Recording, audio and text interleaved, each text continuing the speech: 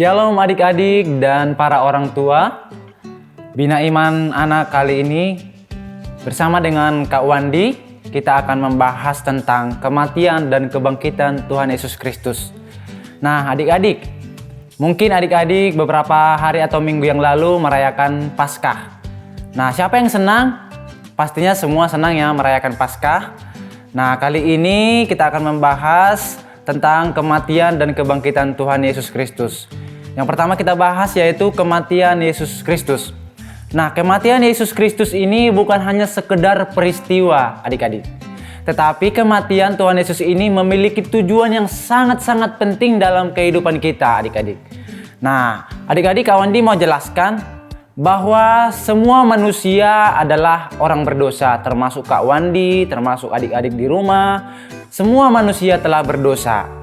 Dan di ayat firman Tuhan Roma 6 ayat 23 mengatakan, sebab upah dosa ialah maut, tetapi karunia Allah ialah hidup yang kekal dalam Kristus Yesus Tuhan kita.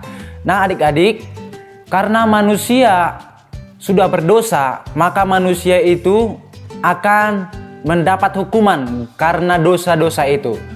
Nah hukumannya adalah manusia akan masuk ke dalam api neraka, siksaan kekal selama-lamanya. Nah, oleh sebab itu Tuhan Yesus tidak mau jikalau manusia itu disiksa selama-lamanya, mati selama-lamanya di dalam neraka. Oleh sebab itu Tuhan Yesus menggantikan kita. Kita yang harusnya mati, kita yang harusnya disiksa, kita yang harusnya binasa. Oleh sebab itu Yesus menggantikan kita, sehingga yang disiksa bukan lagi kita, sehingga yang mati bukan lagi kita, tetapi pribadi Yesus sendiri. Dia yang merasakan penderitaan yang luar biasa untuk menebus dosa kita. Jadi Yesus itu benar-benar mati. Tercatat di dalam Matius 25 ayat 50, Kak Wandi akan bacakan. Yesus berseru pula dengan suara nyaring, lalu menyerahkan nyawanya. Jadi Yesus itu benar-benar mati, adik-adik. Untuk apa? Untuk menebus dosa kita, untuk menyelamatkan hidup kita, sehingga kita tidak lagi binasa, tetapi kita diselamatkan oleh pengorbanan Kristus. Nah, yang kedua adalah tentang kebangkitan Yesus Kristus. Adik-adik, kebangkitan Yesus Kristus ini juga bukan hanya sekedar peristiwa atau kejadian yang pernah terjadi.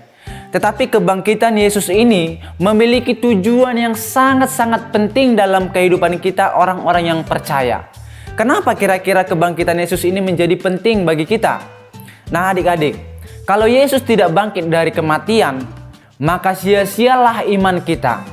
Sia-sialah kita percaya kepada Tuhan. Tetapi karena Yesus bangkit, maka kita memiliki harapan. Kita memiliki masa depan. Kita memiliki tujuan yang jelas.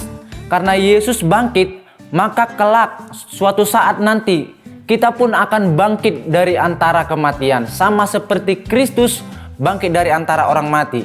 Nah, Yesus itu benar-benar bangkit, adik-adik. Ini dicatat di dalam Matius 28 ayat 5. Akan tetapi malaikat itu berkata kepada perempuan-perempuan itu, janganlah kamu takut, sebab aku tahu kamu mencari Yesus yang disalibkan itu.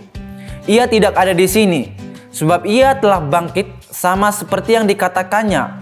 Mari lihat ke tempat ia berbaring. Jadi Yesus itu benar-benar bangkit. Yesus itu tidak bohongan bangkit, tetapi dia benar-benar bangkit. Tidak bercanda, tetapi ini sungguh-sungguh benar-benar bangkit. Nah, karena Yesus bangkit, maka kita memiliki harapan. Kita bisa diselamatkan karena Yesus benar-benar hidup. Oleh sebab itu adik-adik, Yesus mati, Yesus bangkit, itu untuk kita, untuk menyelamatkan hidup kita. Nah, karena Yesus sudah begitu luar biasa, Yesus sudah sangat baik, dia rela berkorban bagi kita. Apa yang harus kita lakukan untuk membalas kebaikan Tuhan? Yang bisa kita lakukan untuk membalas kebaikan Tuhan adalah dengan memberikan hidup kita untuk Tuhan. Memberikan hidup untuk Tuhan seperti apa kira-kira adik-adik? Memberikan hidup kita untuk mau beribadah kepada Tuhan, mau memuji Tuhan dengan sungguh-sungguh, mau menyembah Tuhan dengan sungguh-sungguh, dan yang lebih penting lagi adalah kita mau taat kepada perintah Tuhan. Karena kalau kita taat kepada perintah Tuhan, Tuhan Yesus pasti senang. Oleh sebab itu kita semua pasti mau dong Tuhan Yesus senang karena Dia telah baik bagi kita. Demikian firman Tuhan kali ini. Tuhan Yesus memberkati kita semua.